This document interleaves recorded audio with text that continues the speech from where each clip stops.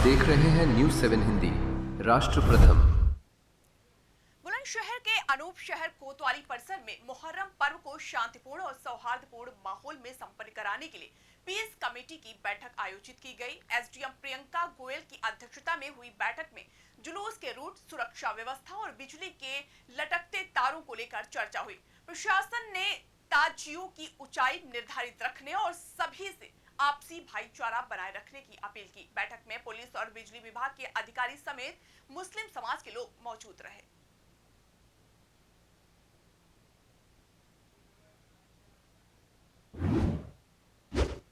बुलंदशहर के अनूप शहर में जगत गुरु शंकराचार्य स्वामी अभिमुक्तेश्वरानंद सरस्वती महाराज का भव्य स्वागत किया गया। 81 दिवसीय गौ रक्षार्थ धर्म युद्ध यात्रा के तहत आयोजित कार्यक्रम में उन्होंने गौ रक्षा, सनातन धर्म के संरक्षण और धार्मिक जागरूकता पर जोर दिया। शंकराचार्य ने कहा कि गौ माता की रक्षा भारतीय संस्कृति और परंपरा की रक्षा से जुड़ा विषय है। उन्होंने प्रदेश की सभी 403 विधानसभा क्षेत्रों तक इस जन जागरण अभियान को पहुंचाने का संकल्प भी दोहराया।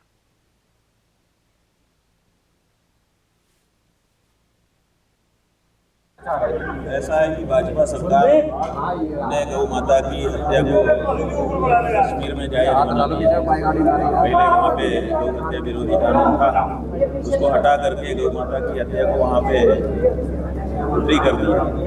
तो उनको हम गौ हत्या के लिए दोषी नहीं मानेंगे। उनके राज्य में भारत विश्व का सबसे बड़ा गौमांस निर्यातक देश बन गया। आखिर कौन दोषी है? वो दोषी नहीं है। इसी तरह से पूरे देश से मांग उठ रही है कि गाय को पशु की जगह माता कह करके पुकारा जाए। आखिर सरकारें इसको इसमें विलंब क्यों कर रही हैं? उन्हीं की सरकारें ज्यादा उत्तर प्रदेशों में और प्रदेश में है।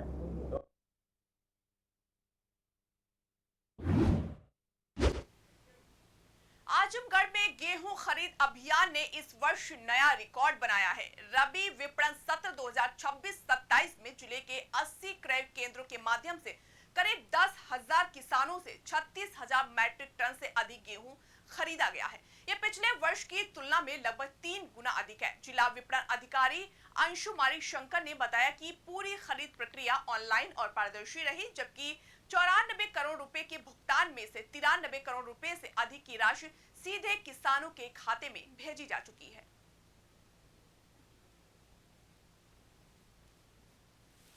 मैं अंशुमाली शंकर, जिला खाद्य विपणन अधिकारी आजमगढ़। इस वर्ष हमारे जनपद आजमगढ़ में बहुत अच्छी गेहूं की खरीद हुई है। गेहूं की खरीद 30 मार्च 2026 को ही प्रारंभ हो गई थी और 15 जून को समाप्त हुई है। और हमारे जनपद में 80 क्रय केंद्र संचालित किए गए और इसमें कि खाद्य विभाग के 21 केंद्र थे और एफसीआई के 2 केंद्र थे और 57 केंद्र पीसीएल थे। और हमारे जनपद को जो खरीद का लक्ष्य पहले 32,000, उसके बाद उसको रिवाइज करते हुए 37,000 मीट्रिक टन दिया गया और हमारे जनपद करीब 36,000 मीट्रिक टन की गेहूं खरीद किया गया। हम लोग पिछले वर्ष के मुकाबले 3 गुना गेहूं की खरीद किए हैं। पिछले वर्ष हम लोगों ने जहां 12,000 मीट्रिक टन की खरीद किया था, इस बार 36,000 से अधिक गेहूं खरीद किया है।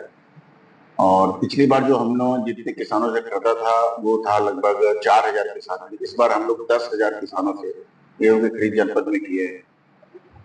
तो इस बार पिछले सालों के मुकाबले हम लोगों ने 3 गुना खरीद किया है। सभी डिपेंडेंट केंद्र भी करना है कि गेहूं रखा जाता है, तो किस तरह से सुरक्षा और किस तरह से चूहे से बचाव और उसकी गेहूं की खरीद या तो गोदामों के खाद्य विभाग के गोदामों में हो रही है या तो पीसीएफ के समितियों पे हो रही है। और हर जगह जहां गेहूं खरीद किया गया है वो लगभग हर जगह गेहूं गोदामों के अंदर संरक्षित किए गए हैं। अगर कहीं अपरिहार्य स्थिति में गेहूं बाहर रखने की नौबत आई भी थी तो उसे तिरपाल और पॉलिथीन से ढक दिया गया था।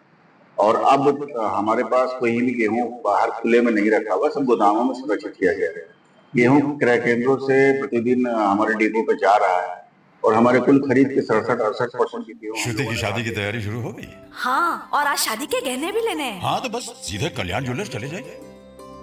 कल्याण में अब मेकिंग चार्ज प्रति ग्राम सिर्फ 199 रुपए से। सबका कल्याण, है ना?